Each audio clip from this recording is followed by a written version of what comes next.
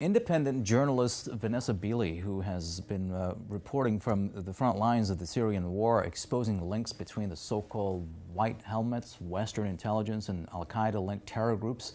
Vanessa has revealed efforts by the BBC to undermine her work. She joins Press TV's Mortaza Jaffer for this special report. As the war on Syria approaches its 10th anniversary, fighting has somewhat abated.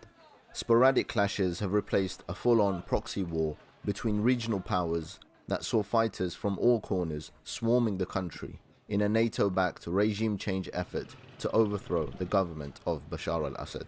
Hundreds of thousands have been killed, millions displaced, and now Western sanctions aim to cripple what remains.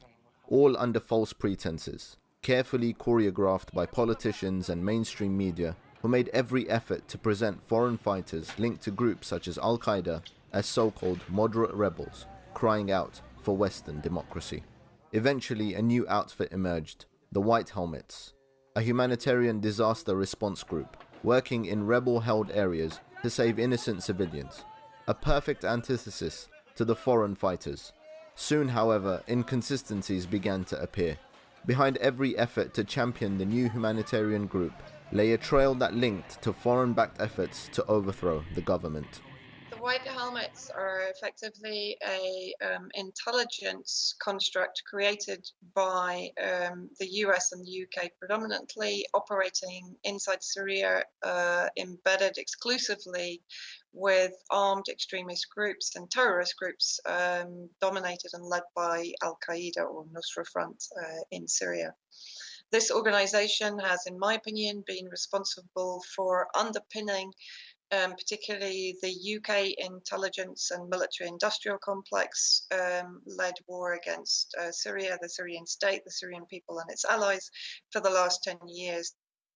Journalists on the ground like Vanessa Beeley have worked tirelessly to expose groups like the White Helmets and their links to NATO powers. However, it appears that mainstream's attention has now turned to such journalists. In recent weeks, the BBC has made contact and sought to vilify and undermine efforts that have exposed intelligence agencies supporting the White Helmets.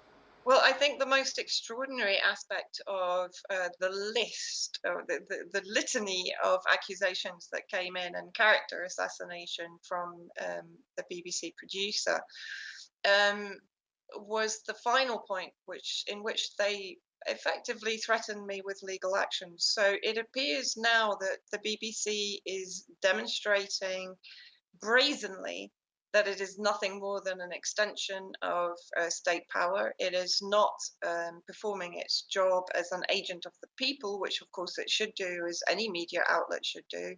It is protecting power from truth, as it always has done throughout its history.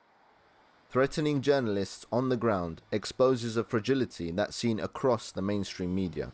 The emergence of social media and alternate sources has broken the monopoly of information that Western powers enjoyed unchallenged for decades. I think as soon as people started to see that the dominant narratives that were being produced by the likes of the BBC and CNN and Sky News and The Guardian and so on were proven false by the testimony of the Syrian civilians that emerged from effectively almost 5 years occupation by Al-Qaeda dominated groups and aided and abetted by the White Helmets. So from then on in, I think what we've seen is actually the mainstream media scrambling to keep control of the narratives and failing dismally. Of course, the latest revelations that the OPCW had falsified its report on the alleged Douma chemical attack in April 2018 has reinforced the facts on the ground for the general public and enabled them to see to what extent the mainstream media has been obfuscating facts in the conflict in Syria. For many, the leaks that exposed the OPCW report were the straw that broke the camel's back. Just how many international bodies were working in tandem using falsified information to justify war and Western aggression? What does this say about outlets like the BBC who push this narrative to the public? What does this tell us about what they're now saying regarding China or Russia? and even the Islamic Republic of Iran.